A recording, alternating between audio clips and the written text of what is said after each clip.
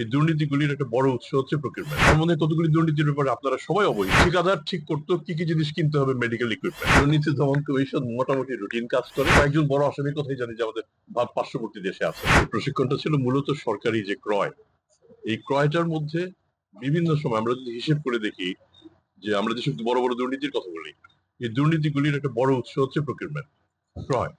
তা আমরা যদি ক্রয় ক্রয় পদ্ধতিটা সম্পর্কে সচেতন থাকি, বাজার মূল্য সম্পর্কে সচেতন থাকি, আমরা যে জিনিসটা ক্রয় করছি সেটা আমাদের দরকার কিনা সে ব্যাপারে সচেতন থাকি, তাহলে এই ব্যাপারে দুর্নীতি অনেকাংশে লাঘব করা সম্ভব। আমার মনে হয় কতগুলি দুর্নীতির ব্যাপারে আপনারা সবাই অবহিত। যেমন ধরেন, আমি মেডিকেল সেক্টরের কয়েকটা দুর্নীতির কথা বলি। মাত্র কিছুকাল আগেও মানে ঠিকাদার ঠিক করতো কি কি জিনিস কিনতে হবে, মেডিকেল ইকুইপমেন্ট। হাসপাতালে যেত, বাধ্য করতো যেগুলি সই করেন, তো সেগুলি সই হয়ে ঢাকায় আসতো, সে মালামাল হাসপাতালে সাপ্লাই হতো। এবং অধিকাংশ মালামাল এখন আপনার অপারেশন করা যাচ্ছে না, এমন জিনিসও সাপ্লাই হয় যে জিনিসটার শেলফ লাইফ শেষ হয়ে গেছে। তো শেলফ লাইফ যদি শেষ হয়ে থাকে, সেই জিনিসটা আপনার কোনো কাজে লাগবে না। কাজে আমরা আমাদের দুদকের যারা আমার সহকর্মী, যারা জুনিয়র সহকর্মী, তাদের আমরা এই প্রশিক্ষণ এনেছি যাতে তারা এই বিষয়টা ভালো করে শিখে যান। এই এই যে প্রতিষ্ঠানটি মূলত প্রকৌশলীদের প্রকৌশলীদের প্রতিষ্ঠান হলো। এখানে কিন্তু প্রশিক্ষণ গ্রহণ করেন সব ধরনের মানুষ। কাজেই আমি এই সুযোগে আমার আমার এই প্রতিষ্ঠানে আমার প্রথম আসা। এরকম একটা সুন্দর পরিবেশে এরকম একটা প্রতিষ্ঠান আছে আমি জানতামও না। কাজেই এই সুযোগটাও পেলাম এই ফাঁকে এসে। আর আপনাদের সাথে সাক্ষাৎ হলো। সবাই ভালো থাকবেন এবং আপনারা যদি চেষ্টা করেন, দেশের দুর্নীতি অনেকাংশে কমে যাবে। দুর্নীতি দমন কমিশন মোটামুটি রুটিন কাজ করে।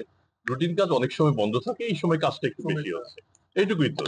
আর বাকিটা অপারেশন ডেভিল হান্ট একটা সরকারি প্রোগ্রাম, এটার সাথে দুদক সম্পর্কিত নয়। তবে এর যদি কিছু বেনিফিট থাকে, সেই বেনিফিট দুদক অবশ্যই পাবে, অবশ্যই পাবে।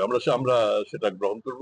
আমাদের দুদকের বিভিন্ন মামলার অনেক আসামি এখনো পলাতক আছেন, কেউ তো দেশ ছেড়ে চলে গেছেন।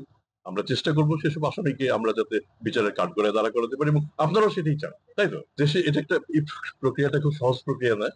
আমাদের প্রথমত তাদের সাথে আমাদের এক্সট্রাডিশন ট্রিটি থাকতে সেই দেশের সাথে, আবার সেই দেশ থেকে আনাটা, আমরা যেমন আমাদের একজন কয়েকজন বড় আসামির কথাই জানি যে আমাদের পার্শ্ববর্তী দেশে আছেন।